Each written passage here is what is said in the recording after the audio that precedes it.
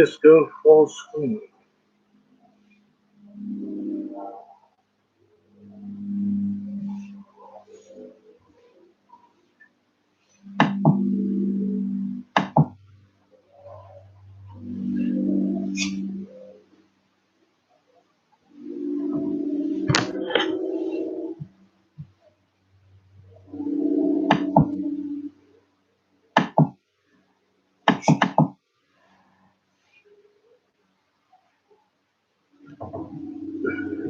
We are currently live.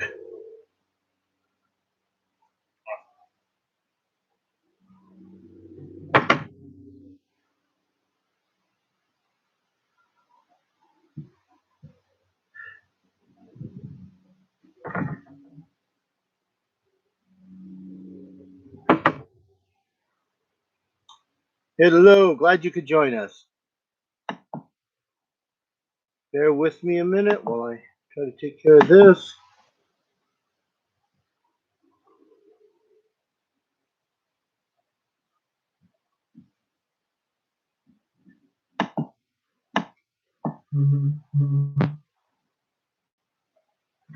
Okay, now I should be connected through my microphone.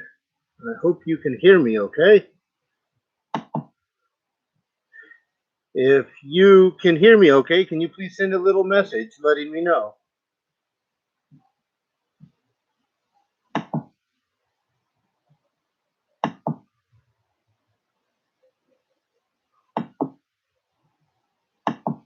All right.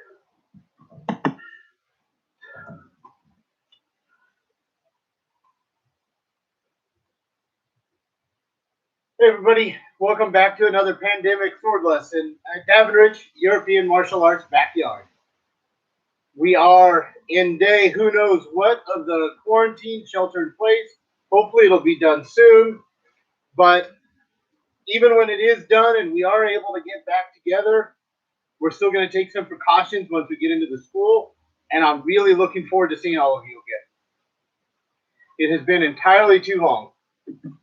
Today, what I want to do is I want to look at the steps, the footwork. Everything starts from the feet and moves its way up. And we have a full video on our channel about the footwork that we use. But I want to do a quick review here, just to touch them. If we start with our right foot lead, we have a mezza volta. Mezza volta is a large change in distance forward, just a step. And we can mezza volta back. When you do the mezza volta, you want to make sure that you're not leading with your shoulder and then stepping, because if you do that, you walk like John Wayne, and this is not a good way to go into the fight. Instead, with your mezza volta, move through the hips first, bend your knee, and then step forward, so you move forward on a straight line. Mezza volta, a large change in distance forward or backward. Our next step is called the Accressere, or the advance. And the Accressere is a small change in distance forward. The operative words there are small and distant. The amount of movement you do forward, in general, for an Accressere, is the length of your foot. So when I start on guard, I want to put my heel where my toe was. So, come on. He's cute, but not that smart. I say to the guy with the sword. So, an Accressere. I move my heel to where my toe was. I lift up the toes of my lead foot, and I bend my back knee slightly. That bent back knee gives me a spring to work with. My toes are up. I've now disconnected myself to the ground. I step forward and put my heel where my toe was. And as my toe goes down, my back foot comes forward. And that puts my heel where my toe was. Let me do that again. Let's do it this way.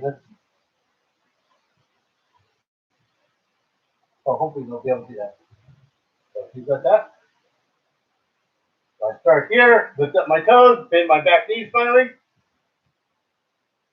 And now my heel goes to where my toe was.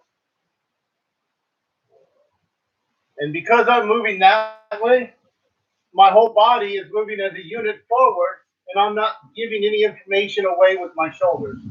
That's an Accressere, an advance, a small change in distance forward. We have the Discressere, a small change in distance backward. In modern fencing, it's called the retreat. In our school, we call it the retirement because a retreat turns into a route, but anybody can come out of retirement. I'm on guard.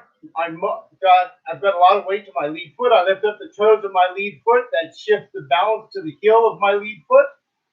I bend my back knee slightly, lifting my heel just off the ground. I'm not coming up. I'm bending my back knee so I don't have as much contact with the ground. Then, because my lead knee is bent, I'm going to just straighten my lead leg back, find the ground with the ball of my foot, and when my heel goes down, my lead foot comes forward. So the idea with that is, can you put this where my heel is? Like the Accressere, the Discressere is the size of my foot. And I want to put my toe where my heel was when I do a Discressere, a small change in distance backwards. Then we have the Tutta Volta. And the Tutta Volta can be done in two different ways.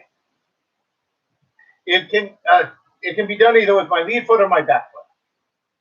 And it's called the Tutta Volta because it is a complete turn. Now there's disagreement about this footwork. Some people think it means a complete turn, like I turn all the way around. And to do that, people will do this and then turn around. Well, yes, kind of. The Tutta Volta is a complete movement around my sword or my defense. And so if I do with my lead foot, I move across and I turn my foot to where the target is. But I imagine I have a laser beam on the big toe of my back foot. So if you can just lay that down in line with my big toe. Yeah, but they're not going to see that. Can you turn it edge up or put the toe in the ground? I don't know if you can see that. Anyway, when I move across, I don't cross that beam. Here's the way that you can check it yourself. Do the Tutta Volta and then do a mezzo volta. If your foot goes right past your back foot, you did not cross the line. However, if you do it and your toe touches your back foot, you have crossed the line. Don't cross the laser beam on your big toe of your back foot. Thank you. So if I do it with my lead foot, I step across this way, and I maintain my balance on my lead foot. If I do it with my back foot, I step back, and I leave my weight on my back foot. I can leave it on my lead foot, but I lose my balance. So as I do that, I'm sitting back onto my back leg, like I'm sitting on the edge of a bar stool. So from the side, it looks like this. And that gives me the strength I need in my footwork for my next action. Now, if I do it as turning all the way around, what we see is people are doing a Tutta Volta, but then our very next step, the Volta Stable. And a Volta Stable is just what it sounds like, a stable turn. With the Volta Stable, you only can turn a certain amount of distance. If I start with my left foot forward, I have two sides. To my right side, my foot that's back, we'll call that the open side. to my lead foot, we'll call that the closed side. To my open side, and it doesn't matter if it's right foot or left foot. It's just which one is back. To my open side, I can turn with the Volta Stable up to 90 degrees. Anything past 90 degrees, and I put my feet on a tight coat, and I lose my balance. To my closed side, my lead foot side, I can only turn up to 45 degrees. If I do any more than 45 degrees, that puts me on a tightrope again, and I lose my balance. So to the open side with the Volta Stable, I can turn up to 90 degrees. To the closed side, up to 45 degrees. Keep in mind, just because you can turn up to 90 degrees does not mean that you want to turn up to 90 degrees. You will step with the Volta Stable. You'll turn as much as you need to get past your opponent's shoulder. If you draw a line, and we use geometry, if John is standing here for me, and I have my left foot forward, I turn to 90 degrees, I'm now facing this way, which means he can easily knock me over. So while I can turn to 90 degrees, I don't want to. Instead, I want to turn very small, depending on the action I'm doing. So I only need to turn a certain amount so that I can walk right past my opponent's shoulder. Any more turn than that is wasted energy and wasted distance. And we know that distance equals time, so extra distance means my opponent now has extra time to counter me. So the Volta Stable, that's the step we're going to be working on today. Turns up to 90 degrees to your open side, up to 45 degrees to your closed side. Doesn't matter which foot is lead. That's our Volta Stable. So we have the Accressere, the Discressere, the Mezza Volta, the Tutta Volta, and the Volta Stable. Those are our 5 basic steps. Then we have complications of those 5 steps. And that's where we get into Accressere to the angle. All right, we're getting sound interference. Okay. Yeah, somebody's doing their yard work. So we have the 5 steps. And I apologize for the sound interference. But we have 5 steps. Again, the Accressere, Discressere, Mezza Volta, Volta Stable, Tutta Volta. And then complications of that. If I'm standing on guard with I'm standing on guard with my right foot lead, and I do a Tutta Volta, I just move to the side. However, if I do that Tutta Volta, but I move to the length of my foot, I now did an Accressere to the angle. And I can do it to either side. So if my right foot is lead going to my left, it's a combination step. A complication of the Accressere. Combination of Accressere and Tutta Volta. If I'm going to my right with my right foot forward, I'm stepping out and taking the angle so I'm facing here. And a good way to test your angle. Hold your hand straight out in front of you. Close your eyes. So right now I'm pointed at my screen.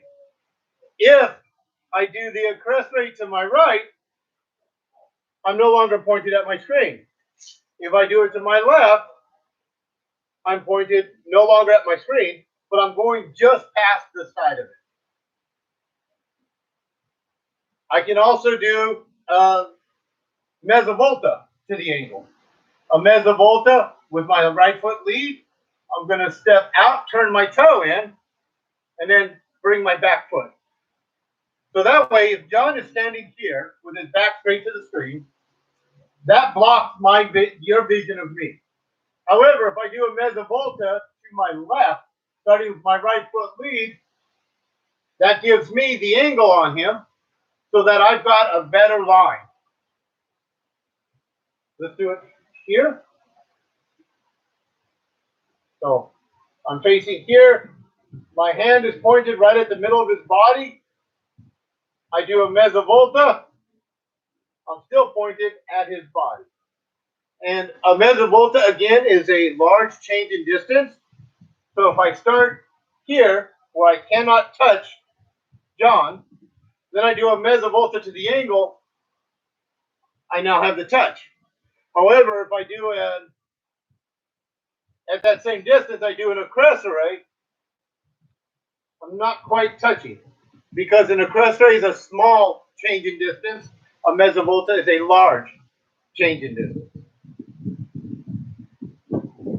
With those steps and those complications in mind, I can then take it to what we call circle steps. And a circle step moves on. Imagine that you're standing on the diameter of a circle. And as you move on that diameter, you're always maintaining distance, but you're changing angle.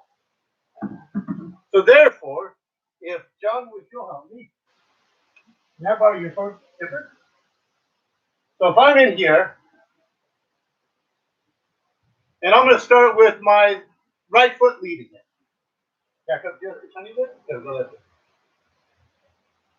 So I'll go to full extension, and this is a measurement, not a guard. It looks like I'm in long guard. If you want to use a guard, use bicornual, but it's an extension for your greatest reach, just to measure distance. So my hands are straight out in front of me, like in the closed eye test. I put my sword down, then I do my first circle step, which is called a crossover circle step, and it's a compilation or it's a version of the Tutta Volta. I move my lead foot across in a Tutta Volta without crossing the laser beam on my back toe, complete my step, and I should be at the exact same distance I was at, but no longer on his line. So if I start here, let me check distance again. Actually, go ahead and use your phone. So if I check distance. Now, if you're doing this with a partner, when you check distance, don't go to woman's guard because your sword goes right past their face and there is the potential of damage or danger. What if he has a sneeze while you're moving it past? Now you threw his face on your point. So when you remove that point, drop your hands down to short guard, take the point offline, then take it away from him. So if you extend at me, so I'm on his line of attack. Go down. I have my reach. Nope, don't leave. They're not changing me. Yep. So I'm there. I do my Tutta Volta or my crossover circle step. I got closer. Watch this. Look how much closer I am to him. That means I did an accressere, not a circle step. They're the same step. The only difference is did I change distance or not? Let me try that again.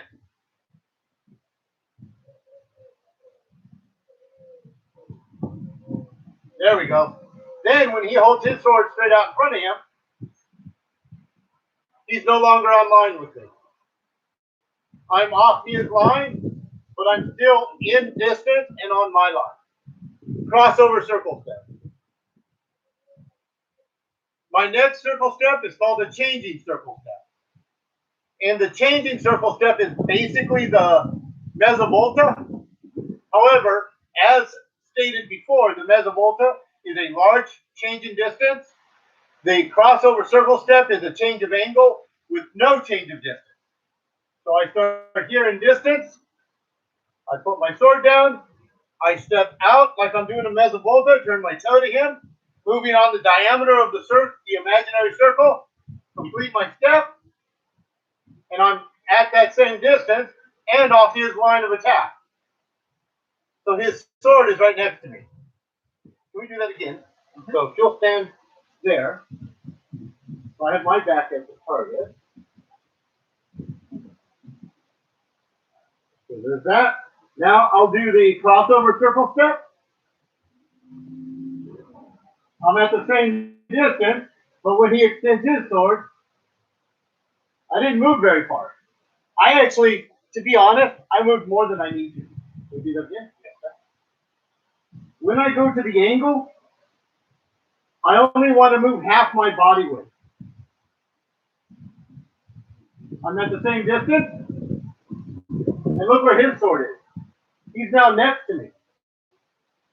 So he's no longer a danger. His point is no longer a danger.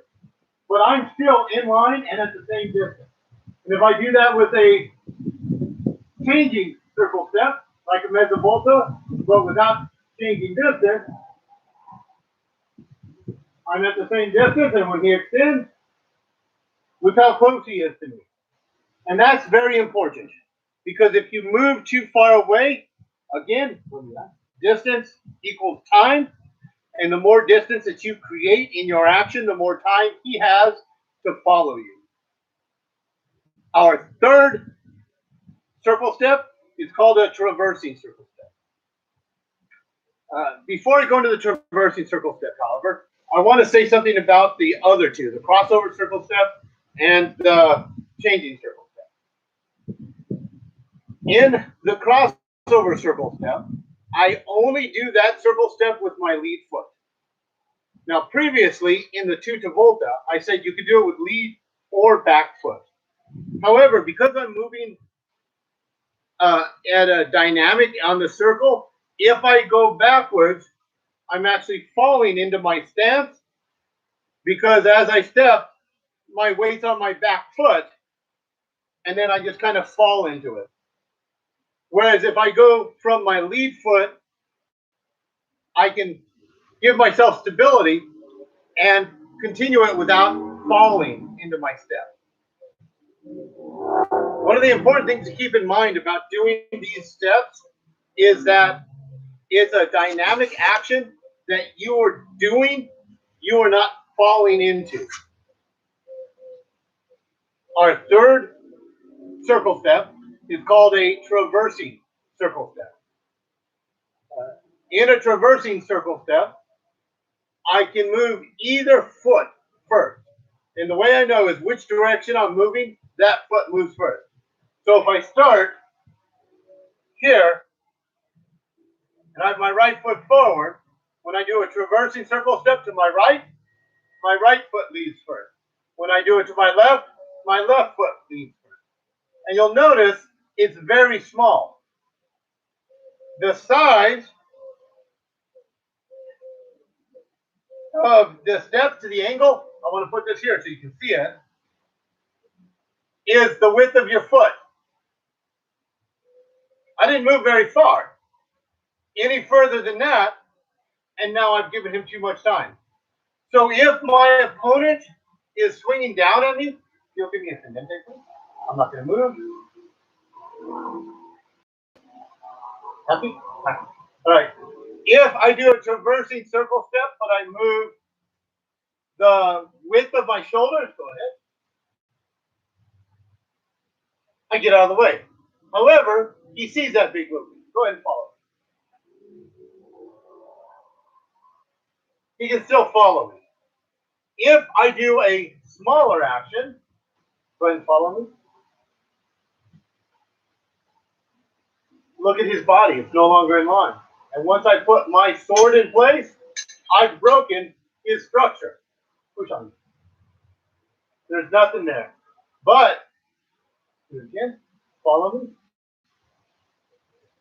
He's still, push on me. He's still in line with his body.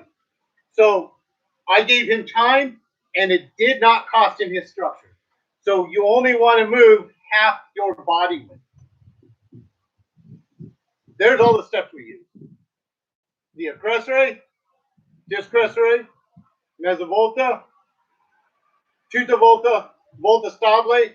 Complications of those are the advances, or the Accresseres and Discresseres to the angle, and the circle steps and the mezzo volta.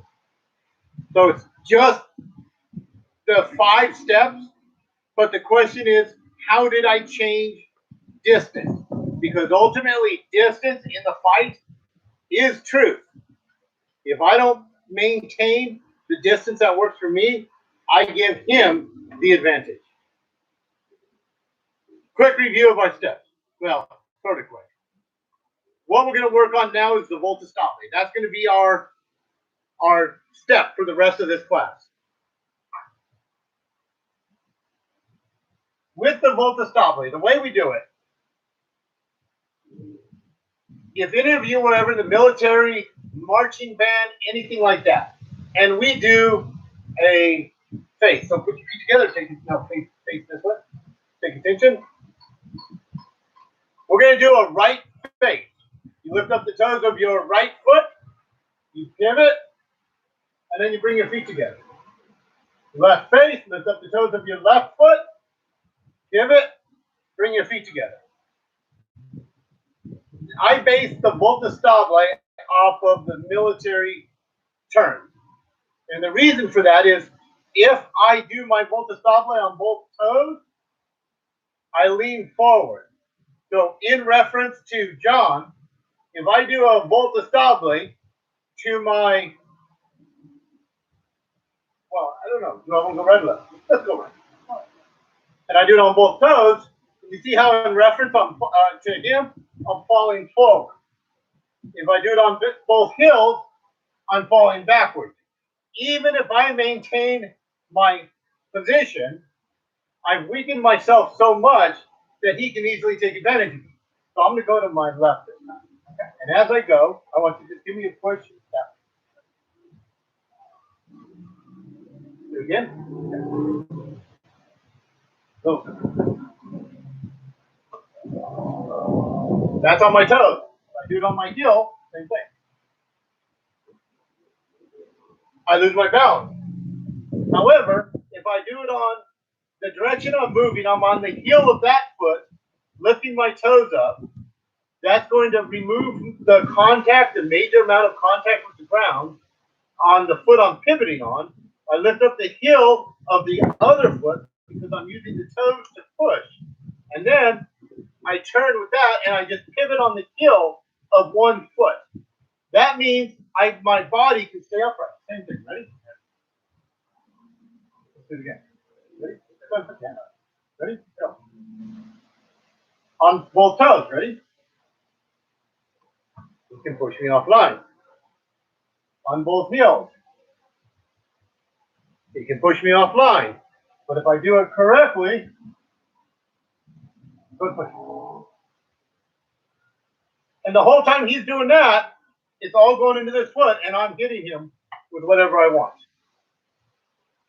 So it doesn't matter which foot you have lead. It doesn't matter which direction you're turning. The key to remember with the Volta Stable, whichever direction you're moving, you're pivoting on the heel of that foot. So that's something that you can practice. Let's do, so face this way, left foot forward, Volta Stable to your left, and back, to your left, and back, to your right, and back, to your right, and back, and to your left, and back. You'll notice our feet aren't widening up as we do this. If I do it on both heels, the feet get wider and wider until you're doing the splits, and how are you going to move out of that? Well, if you can do the splits and fight like Van Damme, good on you. I can't. I mean, I can do the splits once, then call a medic. Otherwise, keep your feet in place so you don't do the splits in the middle of your fight. Can you check for messages? The first thing we're going to do with the Volta Stable is against a thrust. It's going to be a forehand thrust. It's going to be a forehand thrust to the stomach. So the blow is coming up here with the knife. Nothing? Nothing. Okay. So there's the blow coming in. Now remember, I've stated it before. He's not trying to tickle me. He's trying to murder me. So we want to be able to push so that the arm isn't overextended. If he's here, he's way too far away. There's no way the attack would ever happen here. Go and stab me from there. It makes no sense. So don't train yourself falsely. That means I need to be here. There. You can see how deep that goes. That would go in. So here's our footwork drill. Tutta Volta. Tutta Volta, on with the back foot. Again, I should be able to step straight back without tripping. If I went too far, I hit my toe and I trip. So when I Tutta Volta, I step back and I put the weight on this back foot. So you can see how I'm back weighted. If you look in the manuscript, in Fiore's manuscript, Fiore de Battaglia, you'll see this type of stance often. That's my first action. So go ahead and check distance again. Checking distance. The blow comes in. I'm going to do the butterfly of death with the Tutta Volta. Now, I'm still in danger because now he's lined up to stab me on the other side. Let's switch one side. Check and measure.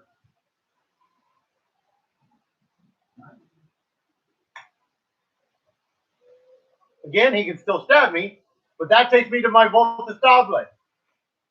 That pulls him off balance. And I take his wrist and I hook it to my hip. So his elbow's across my body.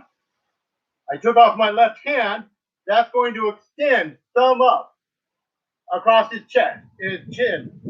Then I'm going to Accressere and turn my palm up. And that puts him in this weak position. Okay, good. So let's do this again. Check and measure. Tutta Volta, Volta Stable, Accressere. And I can just throw him down there. Now, this is important. Let's turn this way. So I've come across his body, and I'm in this position. Turn this way. Look at the structure of his body. See how it's upright? Just by turning my thumb over. Watch his shoulders. Don't give it to me so much. You see the movement in his shoulders?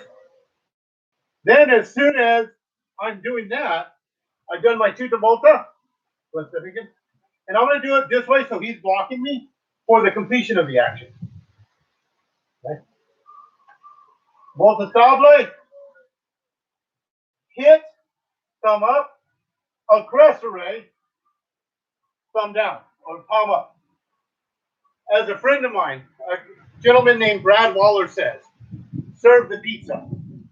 And we see this hand position in Marozza. It's not thumb up, it's palm up. That incorporates my shoulder, locks it into place, and it makes me stronger in my grapple. So, once again, check and measure.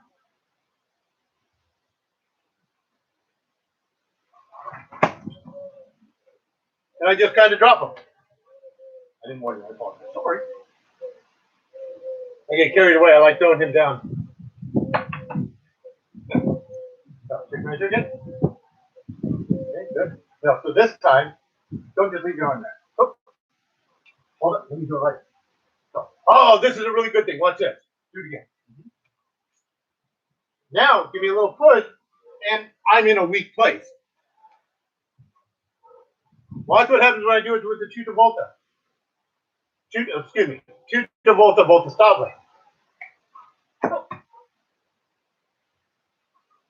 Remember, homie's got a knife. Get out of the way. Homie's got a knife. Trademark. Okay, maybe not. So, check measure. So, deep thrust. Tutta Volta, Volta Stable. Drive into the head. Accressere. Restop the groin.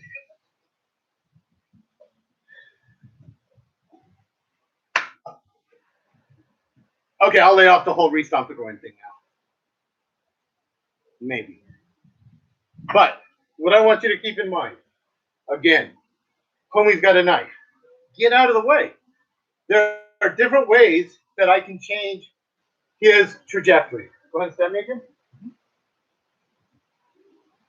I can do it with a mezza volta. Unfortunately, he's going to just keep coming right into me because he's probably not going to stand there and let me hit him 32 times. I can do it with check measure. I can do it with the Accressere. With this action, he's still in line. But if I put my hand in my pocket, now he's no longer in line. I only have to worry about that weapon until I do something different. Then carve your name into his forearm so he remembers you were there. But that's not the action we're doing. Once again, check measure. Tutta Volta. So I'm back. I'm slightly back weighted. My heel is still off the ground because I'm going to use the heel going down for my Volta Stable. When I'm doing this action, I'm using my body to move his body. I am not yanking with my arm. I'm going to yank with my arms on this one, and I want you to watch how his body moves.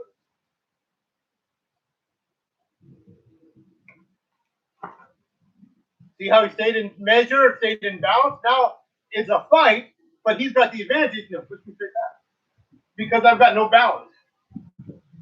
Because I yanked with my arms. If, on the other hand, I do my Tutta Volta and Volta Stable, and I use my body to pull him offline,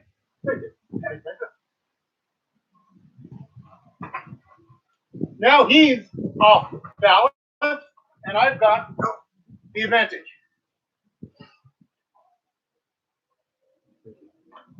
When you're training with knives, don't take the knife and give it back to them because they're going to stab you. Remember, you train like you fight like you train. If I disarm him,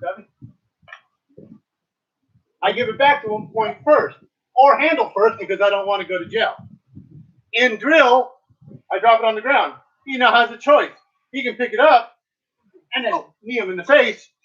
Don't really knee your friend in the face. We're training each other. I drop it to the ground.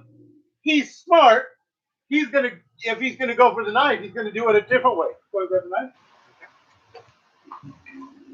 He made me get out of the way so he had time. But this all goes to say,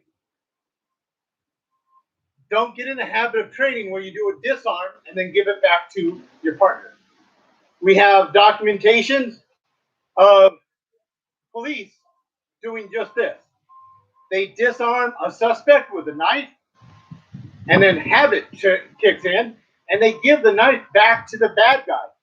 Imagine if this is Joe Thug, I'm Leo, law enforcement officer, Leo regular. So I'm just a regular Leo. I disarm him, and then I give it back to him. He's not going to stab me because that was his whole idea. If I disarm him and it goes down, that's fine because now we're in a fist fight, not a knife fight, and we have a much better chance of survival in a fist fight than a knife fight. So when you're doing this disarm thing, it's not necessarily about holding onto the knife. You just want to make sure he doesn't have the knife. It's a different fight at that point. So I won't give you the knife. And now you'll notice when he's picking it up, he's looking at me the whole time, and this hand is up just in case I'm going to throw something. He's still got that defense in place, and he can get out of the way, and that's going to make me think about other things. Right? Don't get in the habit of, you just disarm me. Oh, no, you just disarm me. Because now I'm going to eat something. I want to make sure that I give myself.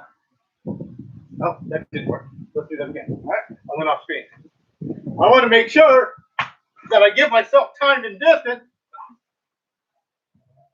to be able to get my knife again. The other way is give it a toss to him. In the fight, it might be like this. but that's a theatrical thing, right? Or you just have a stick or something. You're just trying to make them back up. These classes are not to go out and get in knife fights. Let me just do that right now. They are not to go out and get in knife fights. These are historical recreations and martial techniques that we teach at DEMAS. I am not encouraging anybody to go out and try these on the street. There, I just want to make sure that's on record. So there's the Volta Stable, Tutta Volta, Volta Stable, Accressere combination with the knife. So if you do that again, don't move. Nice. Then you can put them into whatever you want, whatever other training you've got. So there's our action with the knife. We can also do these kinds of things unarmed. Thank you very much. Before I move into the unarmed, let me see if we have any questions. Oh, you're right. That is hard to see. Yeah. Tough to keep the angle down as well right now to be able to keep it there. Also, there is some kind of sound interference. Okay. Yep. So nothing since then. Nothing since then. Yeah, the sound interference was somebody next door doing their lawn. I do have one question that did come in, not on the YouTube Live. There was something there that was sent to me from some other people. Last night, if I recall correctly, which was, how can we take some of these drills that we've just been looking at, these techniques that we've been putting together for folks here, how can they, on their own, start practicing the form of it, the technique of it there, or the idea of the fit of the body? Okay, mechanics of that.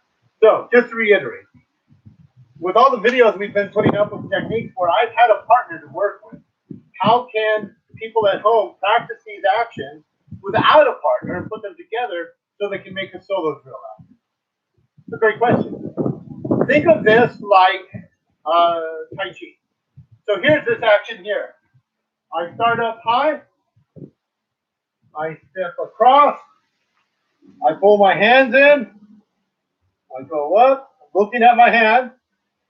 Then I lift up the pinky toe of my back foot and I accressere and turn my hand up. So here, here, here. Put my hand on my pocket as I extend, accressere, and turn my palm up. If I've got a sword, this is the action we're going to do with the sword. Is the Volta Stable. Those of you in the school, you'll recognize this. This is our basic parry. And our basic parry is called the basic parry not because it's easy. It is not a basic action. In fact, it's a rather complex action. But your basics, your fundamentals, whatever you choose those to be, are going to be whatever you practice the most.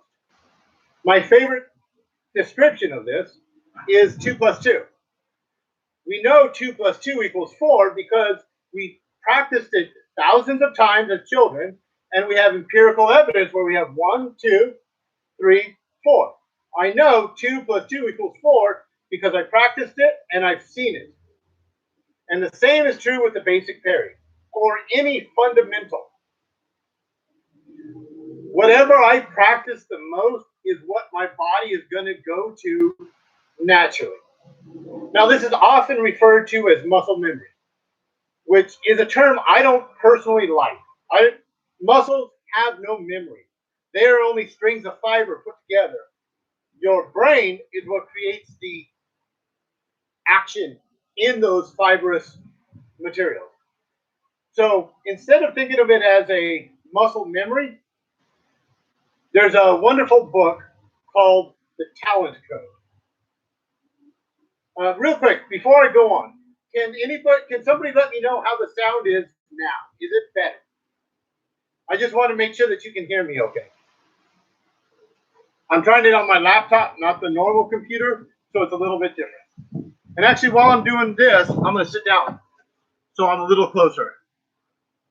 All right. Well, we got a Fearless Cappuccino saying sound seems good to me, Okay, but also because we can tell that it was because he said great question and info on how to practice without a partner. super. So there's a wonderful book called The Talent Code, and I can't remember the author's name off the top of my head. However, I was able to listen to him talk. And it's a really neat book because he wanted to find out how somebody learns a skill and the difference between a skill and a talent. I personally would much rather have a skill than a talent because often with a talent, it's just an innate natural ability that you have. Often, not all the time, of course, but often when somebody has a natural talent, they stay at that level.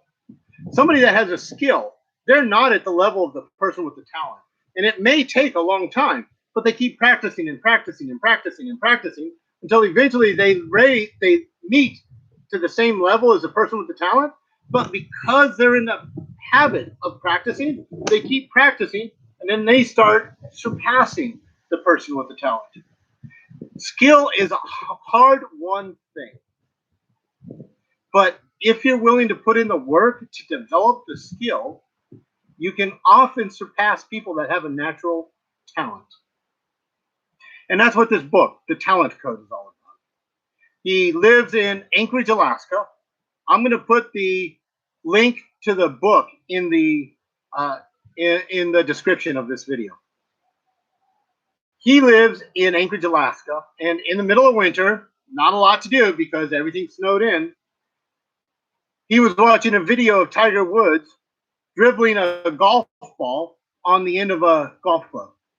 And he wanted to know, how can anybody learn to do that? Or more importantly, can anybody learn to dribble a golf ball on the edge of a club? So he started researching and he went to different locations that put out the best in their industry. A little tiny gym in Russia that has tennis players in every Olympics. A little tiny recording studio in, I think it was Tennessee, that has some of the top country western singers come out of. Right? Another school that teaches piano. What do these things all have in common? And the commonality is a repetition of the basics. Because they practice the basics so much, they no longer think about those. They just know where to go. And that's what people will often call muscle memory. But what's really happening is what's going on in your brain. We've all heard the phrase, practice makes perfect. That's a lie. Practice makes permanent. Perfect practice makes perfect. If you want to be perfect at something, you don't just practice it, you practice it perfectly. So because these people were doing the scales and the basics over and over and over again, they developed this neural circuit in their brain that sent the neural impulse to their muscles, which made the muscles twitch and do the appropriate action. And as we all know, we're creatures of electricity. It's the electrical currents in our heart and our brain that makes us work. And like the electrical wires in your home, if you want an electrical surge to travel through a conduit, you need insulation. The less insulation you have, the more leakage of the electrical surge, and the less that ends up at the end. But the thicker the insulation, the more of the impulse that ends up at the end. And so it just happens faster because you don't have the leakage. And in the mind, you have the neural circuits, which are coded in something called a myelin sheath. And the more you practice something, the thicker the myelin sheath gets. And the thicker that myelin sheath becomes, the faster that neural impulse travels from your mind to the muscles to do the action, whatever it happens to be. And that's where practice makes permanent comes in. Your mind, that neural circuitry, does not care if it's the correct action or the incorrect action. It is only developing insulation around a neural circuit. It has no other purpose. So every time you practice something, you are thickening the myelin sheath around your neural circuitry. It's up to you to decide which circuits you want to have better insulated. The way I like to tell everybody at my school, for every one time you do it wrong, you need to do it 3 times correctly just to get back to 0. Because if I do that one thing wrong once, I've now created a new neural circuit and put a myelin sheath around it. So I now need to do it the right way to create a new neural circuit that is the one I want to keep. But then I have to do it again to thicken that sheath. Now, if I just do it once correctly and once incorrectly, once the impulse fires, it can go either way. It doesn't care. It's just whichever's going to be easiest for it to go. But as soon as I put on a second practice, now it can still go this way, but it's a little easier. But this way, I'm now down to it's most likely going to go this way. But I still have this circuit that if I'm not paying attention, I start doing it this way again. So every time I do it wrong once, I need to do it 3 times correctly to reach back to 0. And anything off that 3 is now improvement. Practice makes permanent. Perfect practice makes perfect. Do it slow, learn it fast. Do it fast, learn it slow. It's not about going hard and fast. It's about going slow and correctly so that you have the ability to develop it. That's why Tai Chi is such a wonderful thing. You actually move the cup into the wind is kicking in, which is really nice for us, but makes the laptop move a little bit. So there's my little speech on doing it correctly. We want to take the time to do it right, and we need to do it slow. So if I do this action again, I don't need you right now, but if I do this action again, I'll start here. Let me move back a little bit. I'll start here. 1, 2, 3. Then I'll recover back to my position for my next action, whatever it happens to be. Boar's tooth with a Volta Stable, lung guard, boar's tooth, mezza volta to frontale, Volta Stable to mezza porta de ferro. Whatever you happen to want to do. Practice it slow so you get used to it. With that in mind, we're now going to take the Volta Stable to our sword work. And this is, again, the basic parry.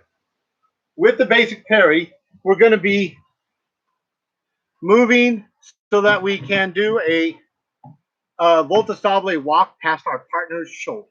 So if you'll help me with this. So if you'll just stand right there. Actually, move off for a second. I'm going to do a Volta Stable. And the amount of movement I do, wherever my lead foot is pointing, that's where I'm going to walk. Wherever it goes. And I will tell you this now, I hope you fail.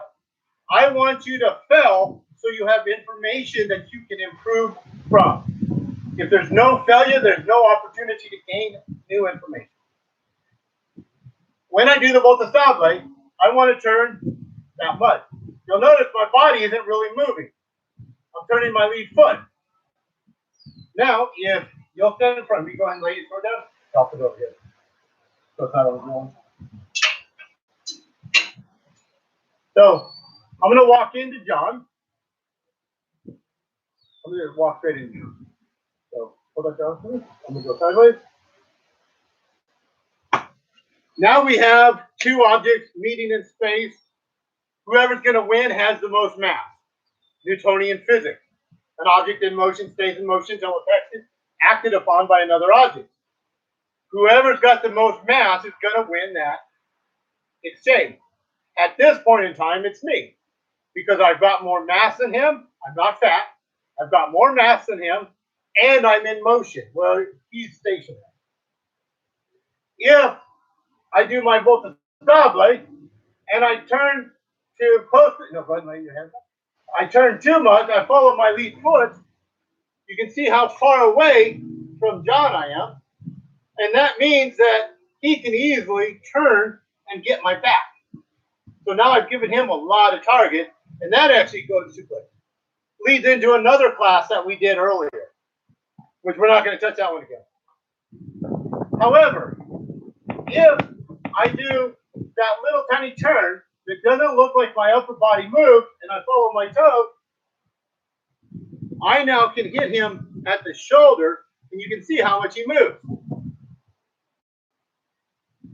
I do it again, and I've got control of him, and I can do it past side to side. So go ahead and step off the side for a moment. With my left foot lead to my left side.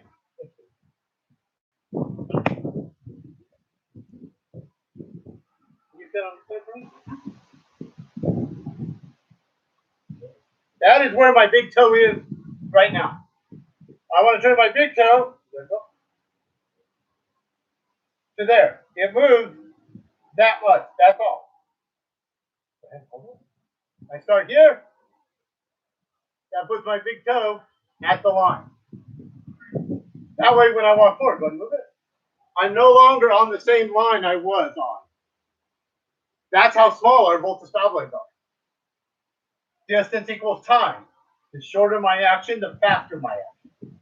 To go the other direction, I'm going to lift up my back toe and turn. I can turn just a little bit if I'm going to stay front-weighted. Now I have another option. I can lift up my big toe, and remember, the Volta Stable to my open side, I can move up to 45 degrees, or excuse me, 90 degrees. Now I turn this foot to 90 degrees. All my weight's on this foot, so when I step forward with that foot, it gets my weight off. Now I'm following my toe again. So flip it in front of me.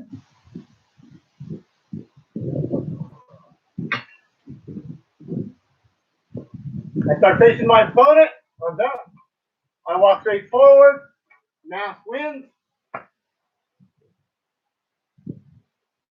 I lift up my back toe. I turn my foot out to 90 degrees. Take a little step forward. I've now shifted my weight to my lead foot, and I follow my toe, and I go right past him again. It's this Volta Stable that gives us the ability to get into wrestling with the action. And I can do it. Let me change that. It's this change in angle that allows me to get into wrestling position. It can either be done with the Volta Stable or with the Tutta Volta, which is what we saw earlier. So, to cover one more time, then we'll close out. To my lead,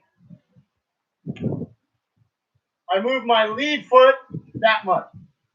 It's not going to feel like you're moving at all. And if it feels too small to be right, it's probably right. To my back, I'm going to go there. Or if I'm going to make myself back weighted, I'm going to turn my foot to 90 degrees. If you look at the last class we did, and you go to open boards two, I start in boards two. I go to open boards two. It's the same thing we were just doing. From this side, boards two, open boards two. Boards two, open boards two. Then I switch my feet. On guard, there's my basic parry with a back weight. And I can do it to either side. I've got practice in the shift through open boards two. So we're going to close up here. But before I go, I just want to see if there's any last little questions. Nope, all good. On the sound, good. So I want to thank you for joining John and myself at Davin European Martial Arts Backyard. Right? The pandemic is going strong. Stay home, stay safe, wash your hands, do all the stuff we need to do. The quicker that we can beat this, the quicker we can all get together. And I'm really looking forward to getting back together with all of you. I want to thank you for taking time out of your day to spend with me and to look at how we do these different things. If you have questions about what we did, please feel free to put it in the comments of this video. Everything that I'm teaching you, I have used in fights, both successfully and unsuccessfully. So I know when I've done them wrong because it failed and it probably hurt. And so I'm not giving you just things that I'm supposing or things that I read through a book.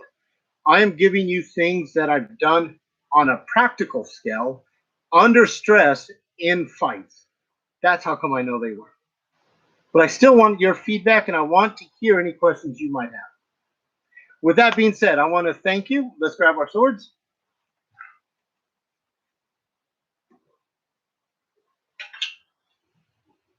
Thank you very much for joining us. It's been a pleasure as always seeing you. Stay safe, and we'll see you at the next time. All the best, everyone. Take care. It's fun. All right.